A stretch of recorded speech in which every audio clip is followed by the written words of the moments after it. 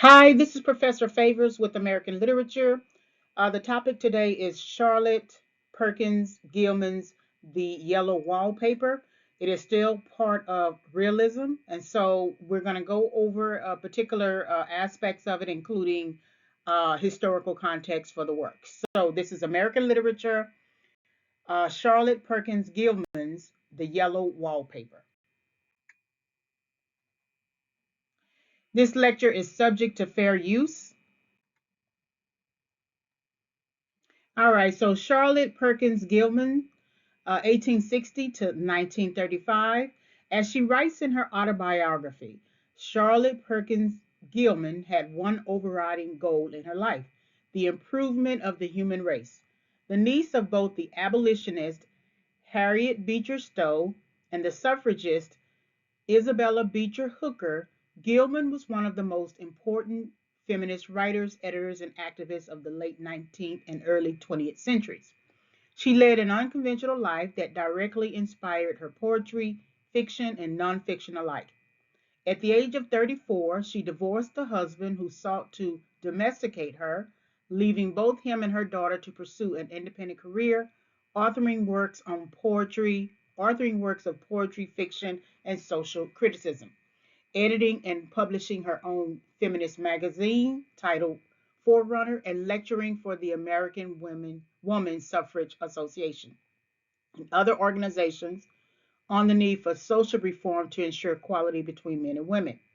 In the 1890s, Gilman published three works that solidified her reputation as both a major American writer and a groundbreaking feminist theorist. A well received collection of feminist poems, In This Our World, the groundbreaking work of social theory, Women in Economics, a study of the economic relation between men and women as a factor in social evolution, in which she criticized the economic dependency of women upon men, and the shocking short story including in this chapter, The Yellow Wallpaper. So, about the yellow wallpaper, while presented in the guise of a gothic tale of terror, the yellow wallpaper is a fine example of political realism. Through this terrifying story of a woman locked in an ancient manor and haunted by a shadowy figure, Gilman shows that the real relationship between married men and women in her time is not one of equality, but of dominion and dependency. Gilman based the story on her own life. After giving birth to her daughter, Gilman fell into a state of depression and was sent to a clinic for treatment. Her doctor, a world famous neurologist, advised her to quit all creative and intellectual activity and instead dedicate herself wholly to a private domestic routine. However, this so-called rest cure only further deepened Gilman's depression, and so she sought and found a cure for herself in her true callings, the literary and political work to which she dedicated the rest of her life.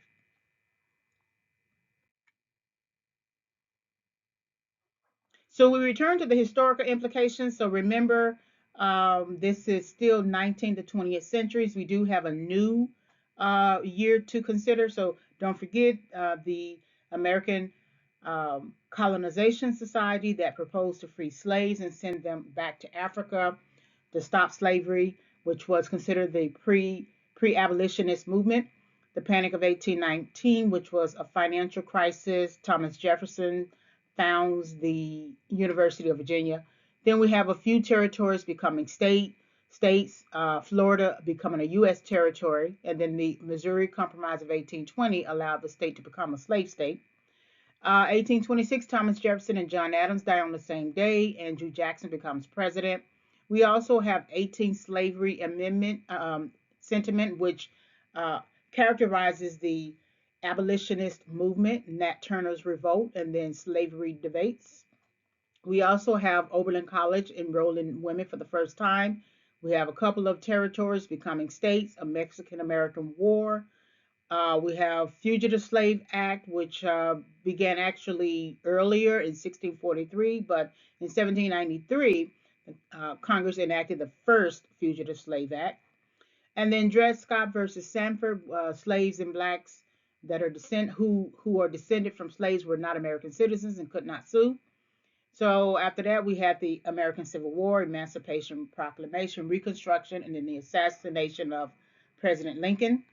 We have a few amendments, so 13th Amendment, 14th Amendment, 15th Amendment.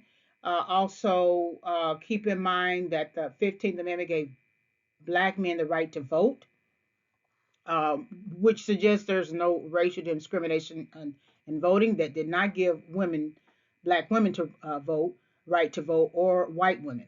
Then we have the abolitionist movement, sort of ending 1870. It began technically 1830.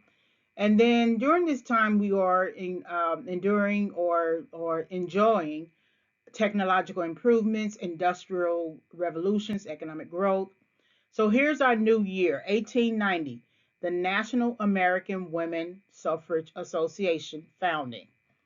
Um, and this is actually a combination of two organizations that we're going to go over. And then don't forget the Spanish American War. And then the 19th Amendment is when women actually received the right to vote. And I've added when it was initially passed and when it was ratified. So these are the historical implications based upon the time range of the author, time range of the work.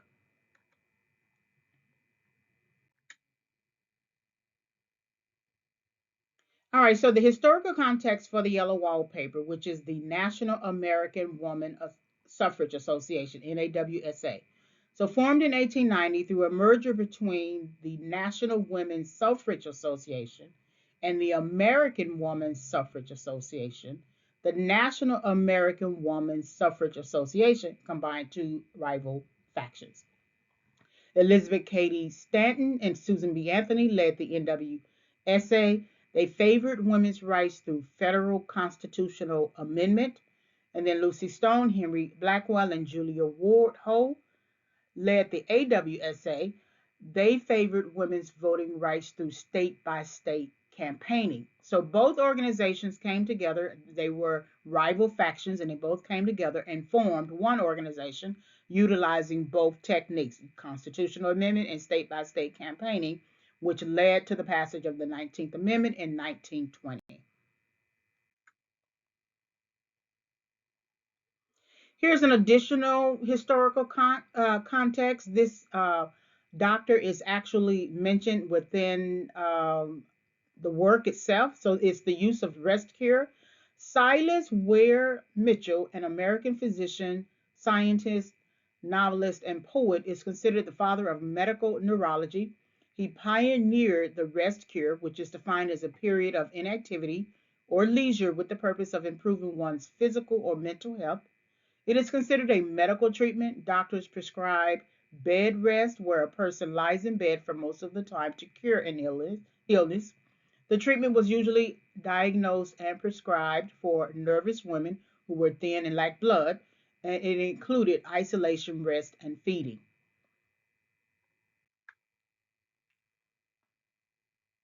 So here were the standard instructions, and you'll see this kind of uh, represented within the yellow wallpaper.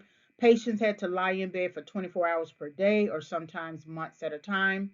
The patient was assigned a special nurse who slept on a cot in a room, feeding her and managing the patient's intrusive thoughts by reading aloud.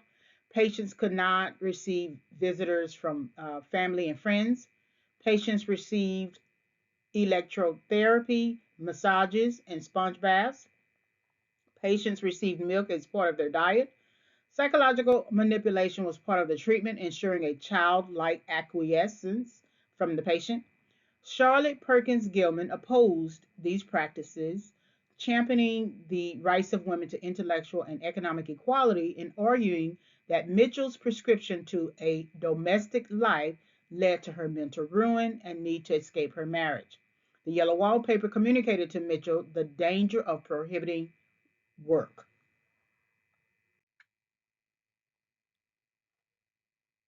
So, just a recap of realism and now introducing political realism.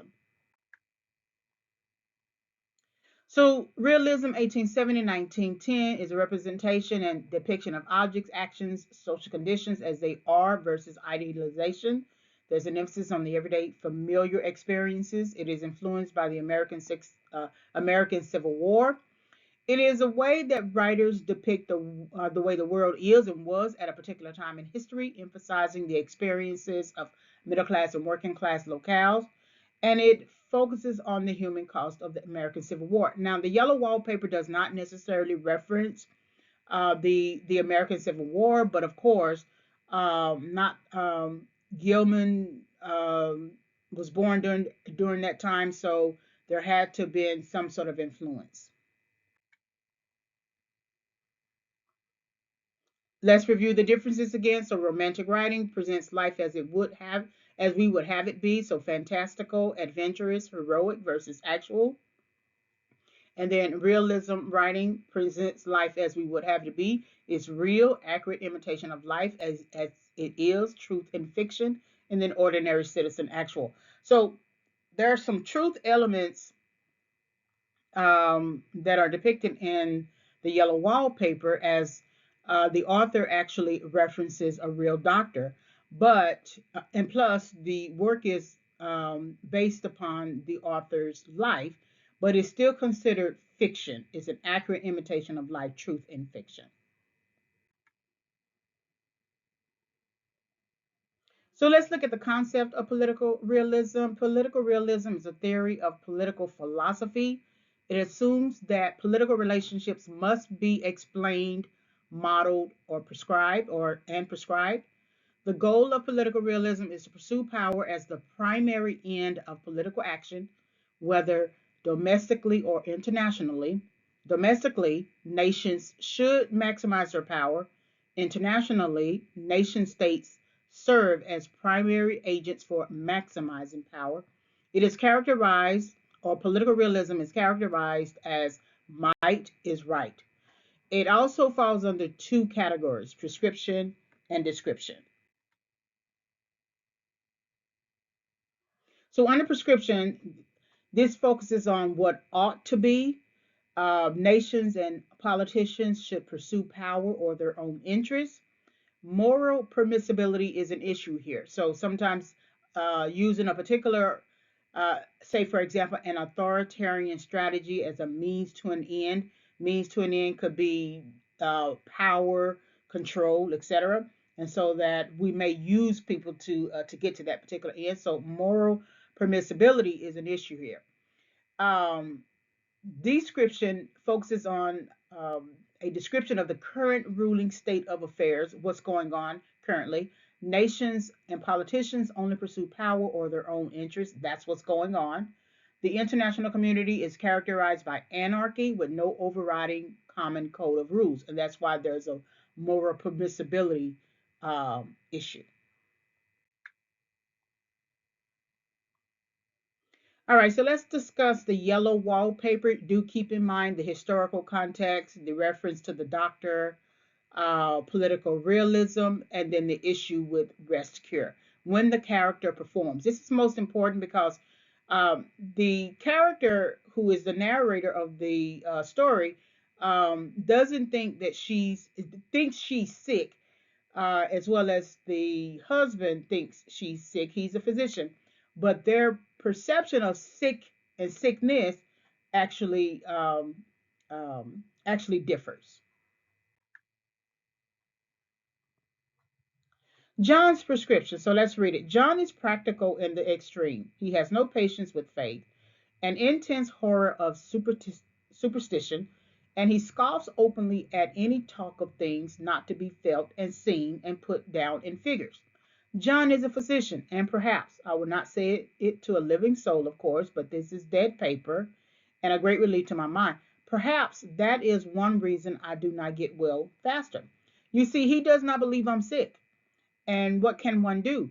If a physician of high standing and one's own husband assures friends and relatives that there is really nothing the matter with one but temporary nervous depression, a slight hysterical tendency, what is one to do? My brother is also a physician and also of high standing, and he says the same thing.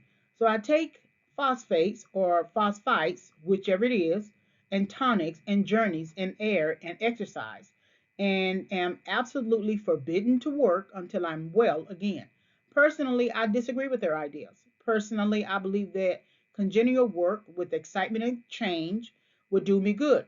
But what is one to do? So when you see these two lines in bold, you see he does not believe I am sick.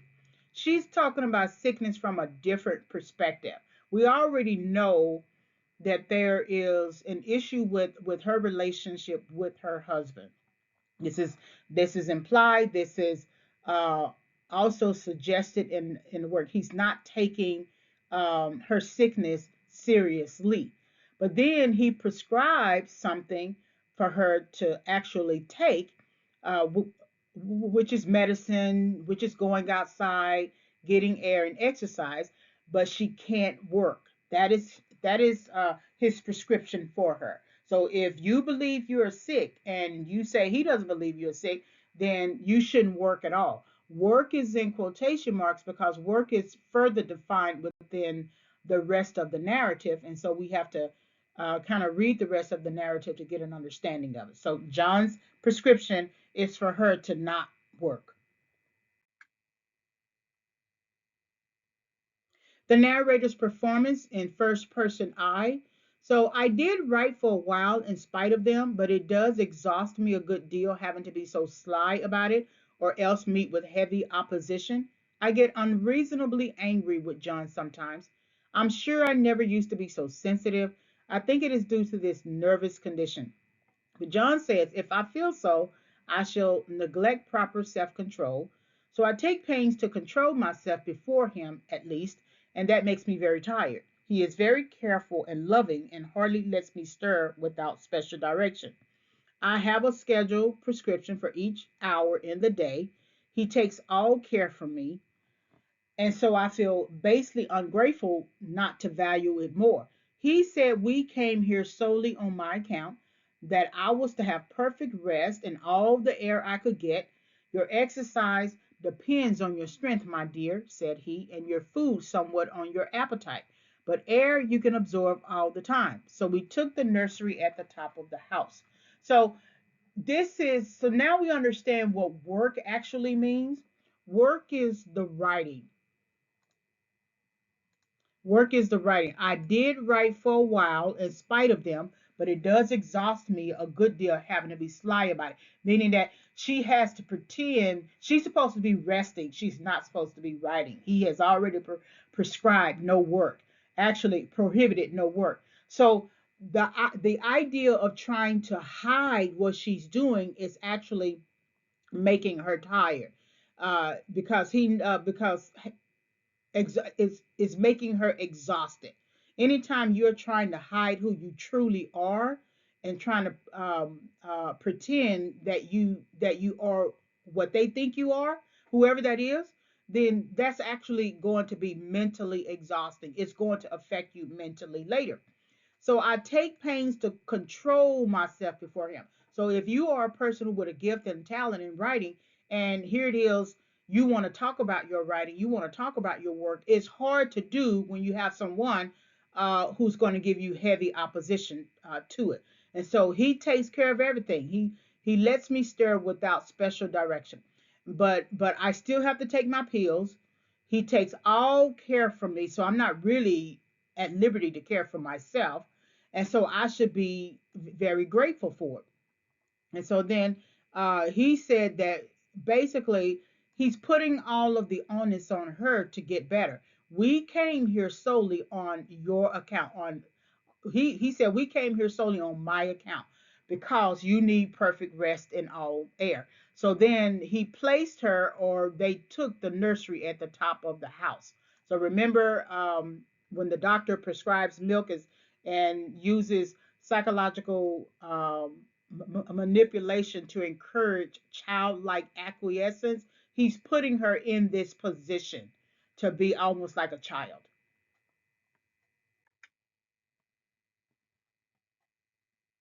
So now we're going to get into the to the complete performance now. because she's not supposed to be writing, she's not supposed to be working, so she has to hide the writing.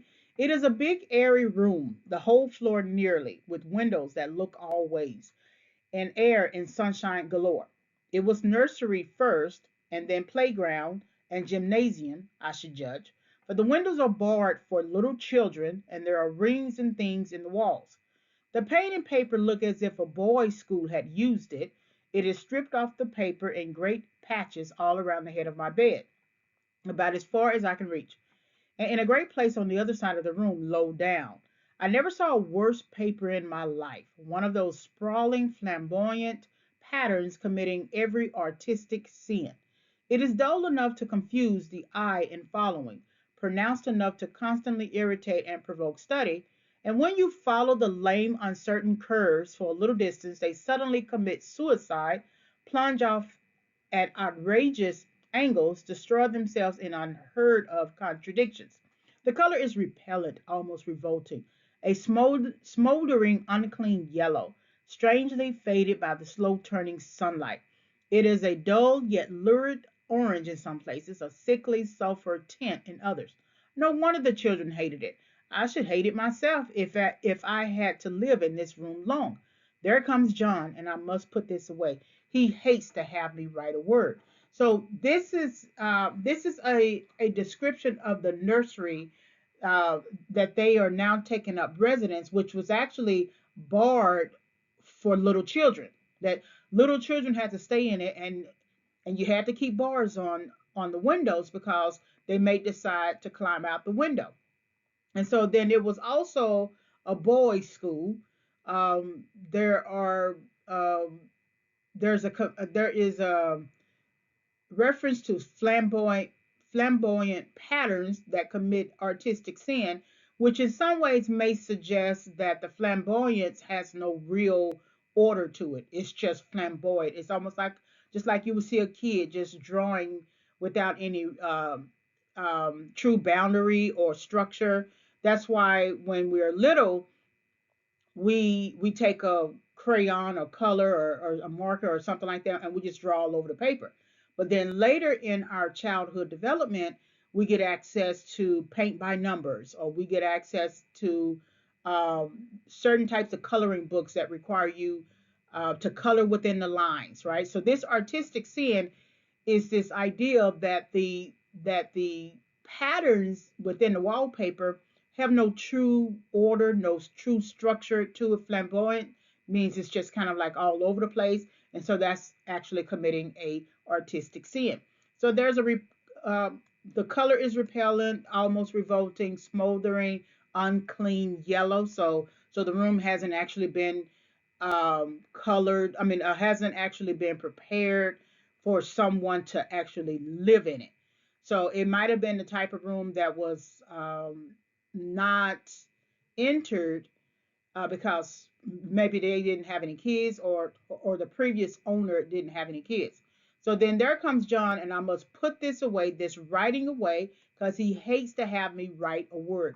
The more you write a word, the more you see that word, the more you see the realistic aspects of that word, the more you confront the word, and one word turns into multiple words, and you begin to have the awareness you need for the situation you're in.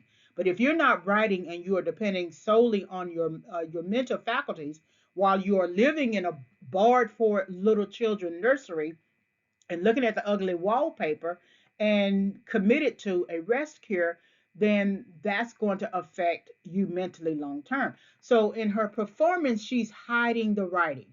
She's now performing. She wants to write. He doesn't want her to write. And so now, in order for her to keep her mind straight, she has to write. But she has to pretend that she's not writing.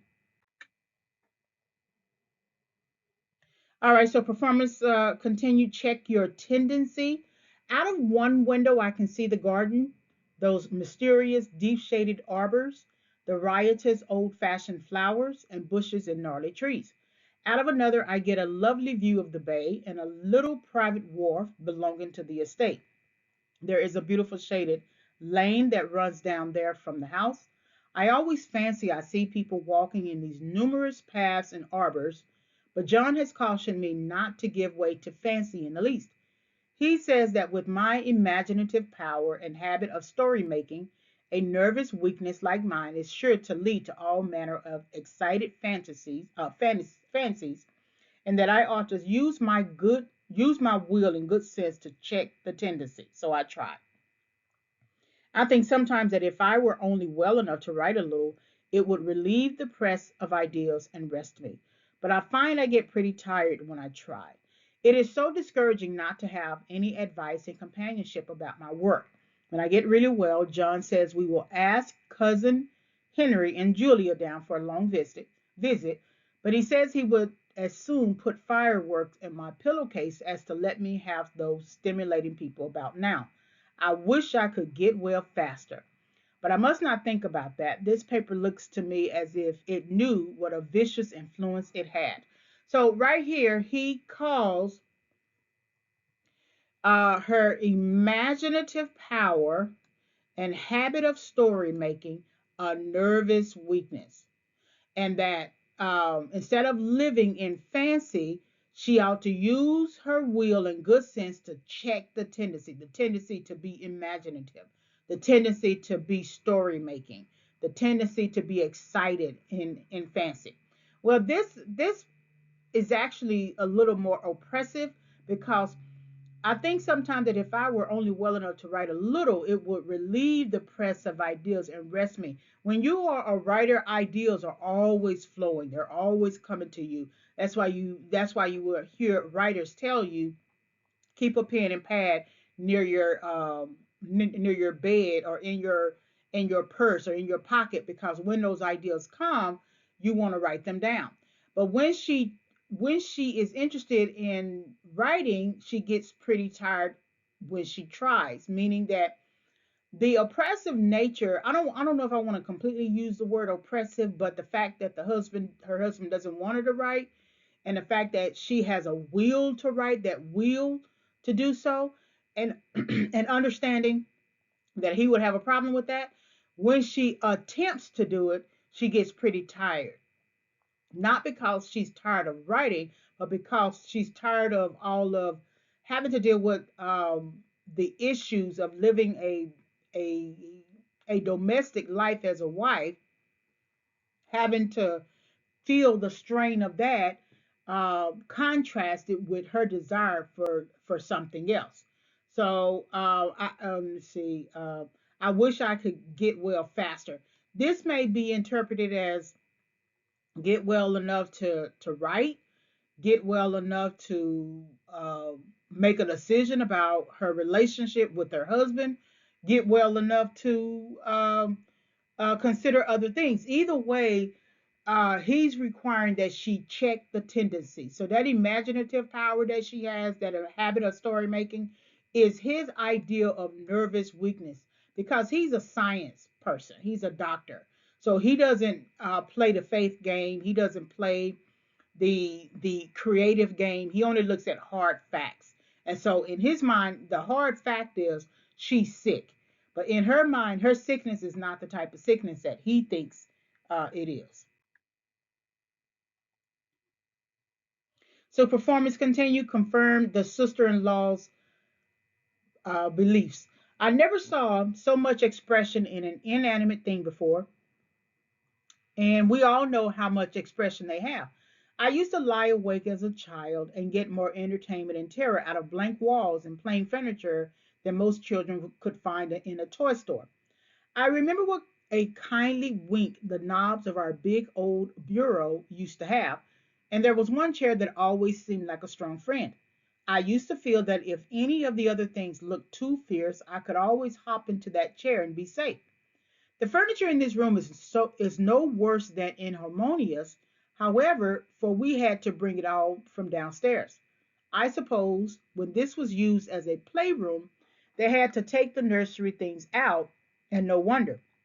I never saw such ravages as the children have made here.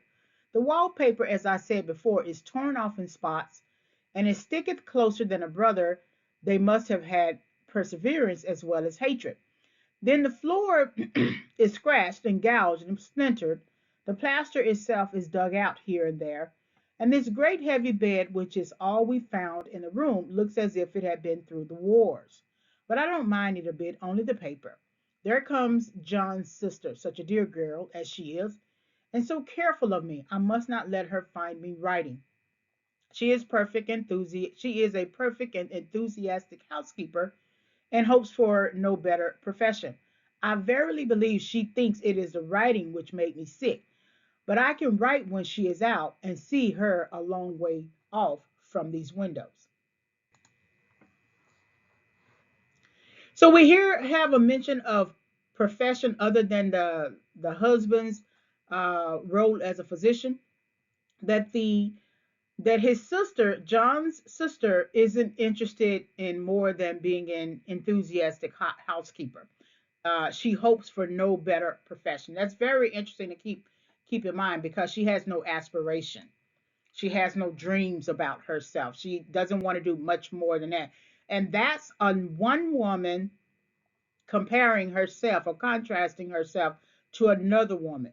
The narrator here is a writer. She's a writer, or she wants to be a writer. She's a storyteller. So that means there's some creative energy in her that is being kind of inhibited.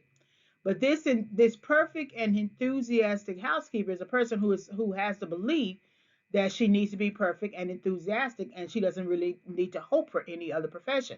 And maybe in some ways, as a woman, she's leaning on the profession of her brother, who is a physician, because you had that during this time as well. But mainly, she's just a person who has no real profession. So when you think about the two women's organizations, one that was fighting for campaigning and the other fighting for constitutional amendment to vote, uh, which one of the organizations would support the narrator, and which one of the organizations would support this particular woman who is an enthusiastic housekeeper but hopes for no better profession. And you'd have to do a more in-depth research about that. But it's interesting because we have this comparison between two women against the backdrop of women's suffrage. So then she comes in. She's such a dear girl. She's so careful of me. I must not let her find me writing. Well, she would definitely be the person who would tell her husband if she was writing. So she has to confirm the sister-in-law's beliefs about her being sick. Because if she gets up and write, and sick again doesn't mean the type of sick that the husband believes she is sick in terms of mental illness. The narrator's sick is that she can't be who she wants to be in terms of aspiration.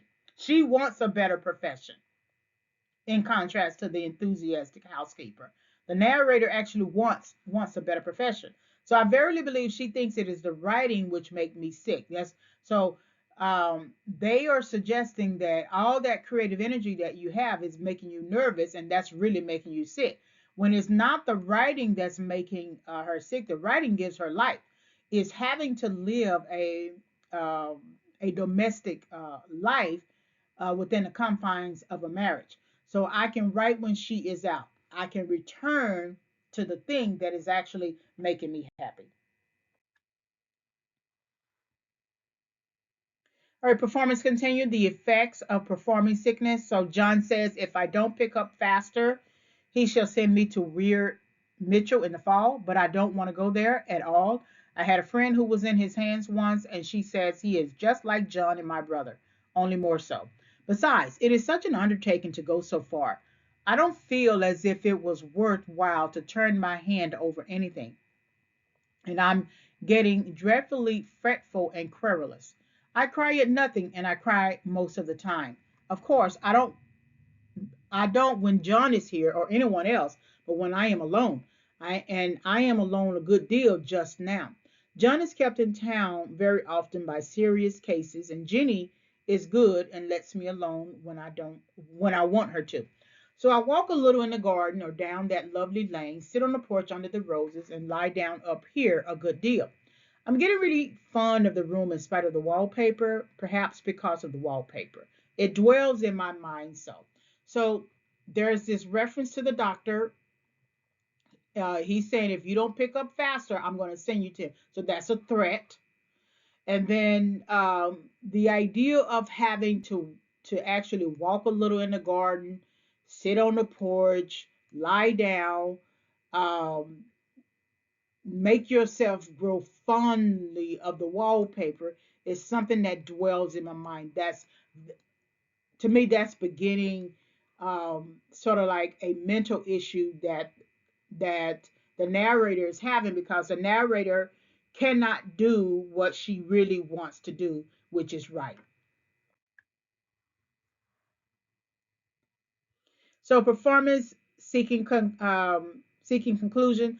I lie here on this great immovable bed. It is nailed down, I believe, and follow that pattern about by the hour. It is as good as gymnastics, I assure you. I start, we'll say, at the bottom, down in the corner over there, where it has not been touched, and I determine for the thousandth time that I will follow that pointless pattern to some sort of a conclusion. I know a little of the principle of design, and I know this thing was not arranged on any laws of radiation or alternation or repetition or symmetry or anything else that I have ever heard of. It is repeated, of course, by the breaths, but not otherwise. Looked at in one way, each breath stands alone. The bloated curves and flourishes are kind of the base Romanesque, with delirium, tremens go waddling up and down in isolated columns of fatuity, but on the other hand, they connect diagonally, and the sprawling outlines run off in great slanting waves of optic horror, like a lot of wallowing seaweeds in full chase. The whole thing goes horizontally, too, at least it seems so, and I exhaust myself in trying to distinguish the order of its going in that direction. They have used a horizontal breadth for a frieze, and that adds wonderfully to the confusion. There's one end of the room where it is almost intact, and there, when the cross lights fade and the low sun shines directly upon it, I can almost fancy radiation after all. The interminable grotesques seem to form around a common center and rush off in headlong plunges of equal distraction. It makes me tired to follow it. I would take a nap, I guess. I don't know why I should write this. I don't want to. I don't feel able. So when you're in a particular process, uh, unless you have some direction on where you're going, it could seem sort of like endless. And in this case, it can be pointless. When you're looking at a pattern, just think about a picture or something, or just wallpaper you've ever seen on a wall, and you're trying to figure out what the pattern is, where the circles start, where they end, where the lines start, where they end, how they are bridged into other patterns. You're always looking for some sort of conclusion that you can see the beginning and the end, or you can see the end in sight, whatever the end in sight is for you. So this pointless pattern, when you apply it to marriage, for example, and to a person who doesn't want to actually be in a marriage, it seems pointless. This idea of to death do you part is not actually pointless, because death is the target, or it's the end of a marriage. But for someone who is creative and wants to do other things than be in a marriage, the pattern of marriage is pointless. That's why there's this idea that I exhaust myself in trying to distinguish the order of its going in that direction. In what order is the marriage going? Because if I have a husband who's telling me that I can't do writing, I can't be creative, and he's calling it a nervous condition, and the only prescription that he has for me is to rest cure, then that's going to be a problem for me long term, because not only is marriage a pattern, but your life is a pattern. Your gifts and talents have patterns to it, and you want to see them to a conclusion just as much as you want to see marriage. So the idea of trying to seek out the pointless pattern of a wallpaper, um, both literally and figuratively, is making her tired to follow it. So here it is. I'm in this pattern of my husband telling me that I need to rest. But at what point, how long is it going to be? Uh, what's the end goal until I rest and I'm no longer sick, or until I'm rest? And what does health look like after what you are calling me sick looks like? So it makes me tired to follow it. So performance, think nervousness. So it is getting to be a great effort for me to think straight. Just this nervous weakness, I suppose. And dear John gathered me up in his arms and just carried me upstairs and laid me on the bed and sat by me and read to me till it tired my head. He said I was his darling and his comfort and all he had, and that I must take care of myself for his sake and keep well. He says no one but myself can help me out of it, that I must use my will and self control and not let any silly fancies run away with me. There's one comfort: the baby is well and happy and does not have to occupy this nursery with the horrid wallpaper. If we had not used it, that blessed child would have. What a fortunate escape. Why, I wouldn't have a child of mine, an impressionable little thing, live in such a room for worlds. I never thought of it before, but it is lucky that John kept me here after all. I can stand it so much easier than a baby, you see. So we have here, she's had a child, but she can't stand to be a mother. And when he says, he said I was his darling and his comfort and all he had, that I must take care of myself for his sake and keep well. So he is pro domesticity. He wants his wife at home, right? He says, no one but myself can help me out of it, meaning that I can't help you understand that I want you to be a wife and not work and not give in to your creative imagination and fancies and storytelling. Only you can help yourself out of that. I must use that. He said, you must use your will and self control and not let any silly fancies run away you, with her. And so that is his sort of criticism about um, what she wants to do, and we have some insight into sort of like her character.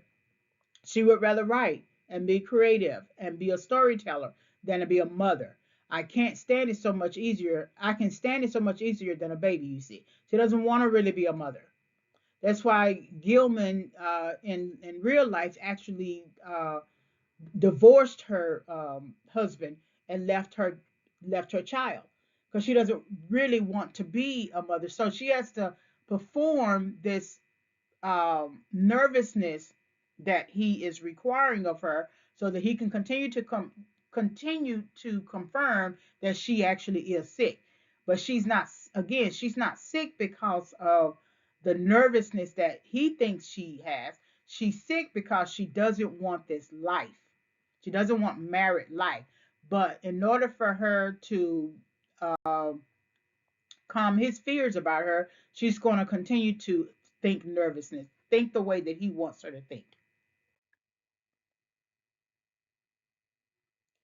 So performance continue, watch the pattern.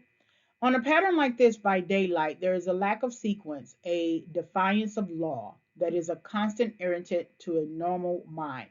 The color is hideous enough and unreliable enough and infuriating enough, but the pattern is torturing.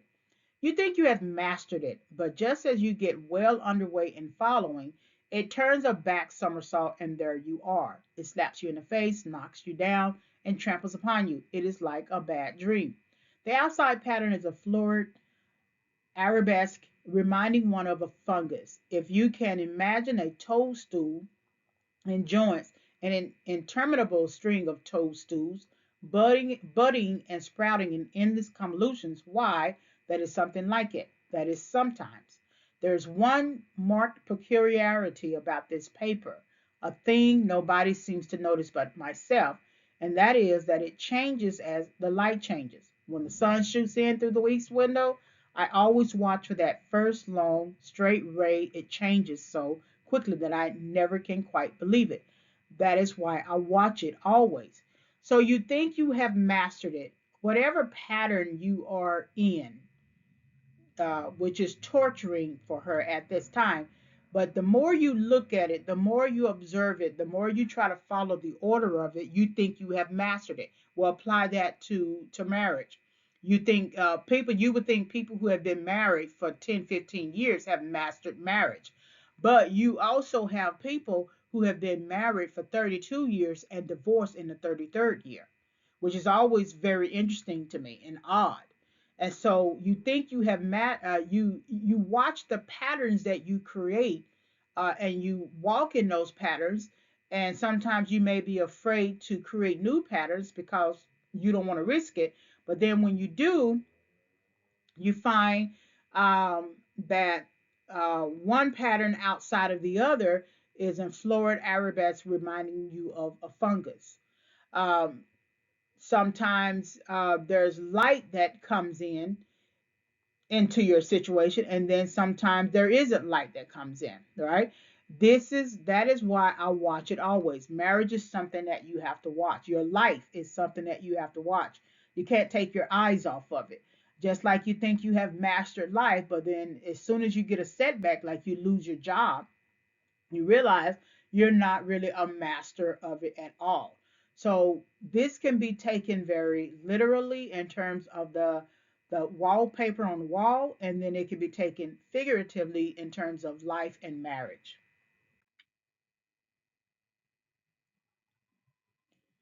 All right, performance continue, cultivate deceit. I didn't realize for a long time what the thing was that showed behind that dim sub pattern, but now I am quite sure it is a woman. By daylight, she is subdued, quiet. I fancy it is the pattern that keeps her so still. It is so puzzling. It keeps me quiet by the hour. I lie down ever so much now. John says it is good for me, and to sleep all I can. Indeed, he started the habit by making me lie down for an hour after each meal. It is a very bad habit, I am convinced, for you see, I don't sleep. And that cultivates deceit, for I don't tell them I'm awake. Oh no. The fact is I am getting a little afraid of John. He seems very queer sometimes, and even Jenny has an inexplicable look. It strikes me occasionally just as a scientific hypothesis that perhaps it is the paper. I have watched John when he did not know I was looking, and come into the room suddenly on the most innocent excuses, and I've caught him several times looking at the paper, and Jenny too. I caught Jenny with her hand on it once. So this is actually the monitoring of the narrator by the husband and his sister. And so I fancy it is the pattern that keeps her so still. By daylight, she's so the woman that she is by daylight is subdued. In some ways, that could be interpreted as by the social expectations that you have to fulfill as a wife or as a social person. During the day, you have to look a certain way, you have to act a certain way. So by daylight, this woman, this I'm quite sure it is a woman. She's subdued. The narrator could be talking about a real woman, or the narrator could be talking about the woman who is who she is during the day. And I fancy it is a pattern that keeps her still. So the daytime keeps her still. Um, I lie down ever so much. John says it is good for me to sleep all I can. And then he started a habit by making me lie down for an hour after each meal. It's a very bad habit.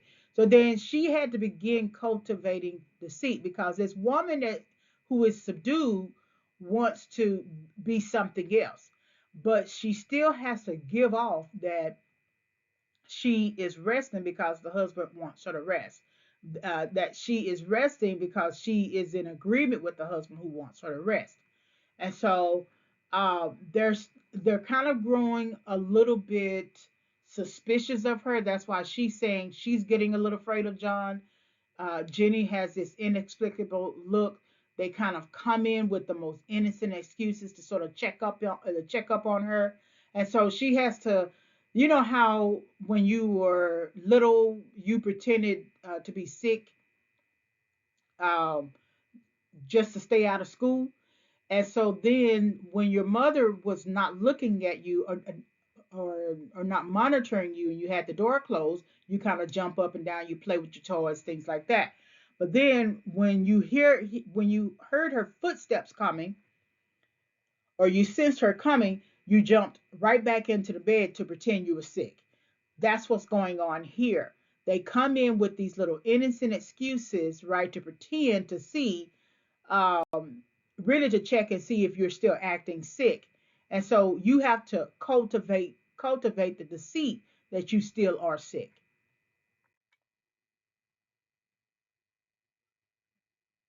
So performance continue, don't trust people. I have found out another funny thing, but I shan't tell it this time. It does not do to trust people too much. There are only 2 more days to get this paper off, and I believe John is beginning to notice. I don't like the look in his eyes. And I heard him ask Jenny a lot of professional questions about me. She had a very good report to give. She and I slept a good deal in the daytime. John knows I don't sleep very well at night. For all I'm so quiet. He asked me all sorts of questions too, and pretending to be very loving and kind, as if I couldn't see through him. Still, I don't wonder he acts so, sleeping under this paper for 3 months. It only interests me, but I feel sure John and Jenny are secretly affected by it. Hurrah! This is the last day, but it is enough. John is to stay in town overnight and won't be out until this evening. Jenny wanted to sleep with me, the sly thing, but I told her I should undoubtedly rest before better for a night all alone. So she's different in the day, very subdued during the day, performing the sickness and the nervousness that her husband wants her to perform, the rest cure. I mean, leading to rest cure. But at night, she's a little different. She doesn't really sleep at night. And so then he's asking questions about her, kind of like a doctor asking a nurse about his patient, and she gives a good report, right? But she doesn't sleep very well at night. So there's a more anxiety with her at night. And then he asked me all sorts of questions too, pretending to be very loving, kind. Again, it's like a doctor coming in to talk to his patient, and but she could see right through him. She could see exactly what he was after. And again, the doctor is confirming. A lot of times, the doctor comes in to confirm if you're still sick or if you are getting better. But when he comes in, John comes in. He's not really looking to see if she's going to get better to return to uh, being a wife and being being basically domesticated. He's checking to see if she's changing or going back to that creative energy that she had when she was wanting to write and work. So performance continue, hide resources, but I must get to work. I have locked the door and thrown the key down into the front path. I don't want to go out and I don't want to have anybody come in till John comes. I want to astonish him. I've got a rope up here that even Jenny did not find. If that woman does get out and tries to get away, I can tie her. Then I peeled off all the paper I could reach standing on the floor. It sticks horribly and the pattern just enjoys it. All those strangled beat heads and bulbous eyes and waddling fungus growths just shriek with derision. I am getting angry enough to do something desperate. To jump out of the window would be admirable exercise, but the bars are too strong even to try. Besides, I wouldn't do it. Of course not. I know well enough that a step like that is improper and might be misconstrued. So we know for certain that she's not trying to commit suicide. She knows if she jumps out of the window, what that would actually looks like. And if she does that, then that will prompt John to actually put her in an institution. So she doesn't want to come off as a person who is trying to do that. But she got to work. I must get to work. So there's pretending to cooperate with the rescuer and pretending to give in to the nervousness is making her even more mentally constrained. And so the work is calling her and it's forcing her to kind of lock the door and throw away the key. And she don't want to go out and she don't want to have anybody come in because she don't want anybody to actually disturb the work. And so she begins peeling off the paper, peeling off her decisions. I could reach the stand on floor. It sticks horribly, and the pattern just enjoys it. Hollow stranging heads and bulbous eyes waddling, fungus growth shriek with derision. The more that you make a decision to make the decision that you want to make, I know that sounds kind of repetitive, it's it's going to come with some fight. It's going to come with some tearing away at your at anything that is holding you back. So uh in the physical, she's not going to jump out of the window to go and right in the forest somewhere, but she can lock the door. So that means she hid resources like the rope uh, that she. I've got a rope up here that Jenny did not find, and so she can use that to tie the woman down. The woman is a figment of her imagination. The woman who wants, there are two women in her. The woman who wants or is struggling to conform to societal expectations, and then the woman who does not want to conform. The woman that she really wants to tie up is the woman who wants to conform to societal expectations, or is struggling to do so. If she ties her up and ties her down, then the real true woman can come out and be who she really wants to be, which is a writer. All right, so performance exit. Why, there's John at the door. It is no use, young man, you can't open it. How he does call and pound. Now he's crying for an axe. It would be a shame to break down that beautiful door. John dear, said I in the gentlest voice, the key is down by the front steps under a plantain leaf. That silenced him for a few months. Then he said very quietly, indeed, open the door, my darling. I can't, said I. The key is down by the front door under a plantain leaf. And then I said it again several times, very gently and slowly, and said it so often that he had to go and see, and he got it, of course, and came in. He stopped short by the door. What is the matter? He cried. For God's sake, what are you doing? I kept on creeping just the same, but I looked at him over my shoulder. I've got out at last, said I, in spite of you and Jane, and I've pulled off most of the paper so you can't put me back. So in these lines here, that could be a mental break about the woman who was hiding behind the wallpaper who got out, right? But this could also be a figurative, metaphorical statement that I finally got out of that marriage. In spite of all the people trying to hold me back, I finally got out of it. And I pulled most of the papers so you can't put me back, meaning that you can't continue to entrap me. You can't entrap me with the bars on the window, and you can't entrap me with the wallpaper um, that tends to monitor and guide me. I've got out at last. I've got out of last could also mean that I've I finally made a decision. I'm going to be a writer. I'm going to work. I'm going to do what I want to do as a woman, even if I have to give up the marriage. So I got out at last could mean, based upon Gilman's experiences with divorcing her husband and leaving her child behind, I finally got out. I finally got out of that marriage. So exit.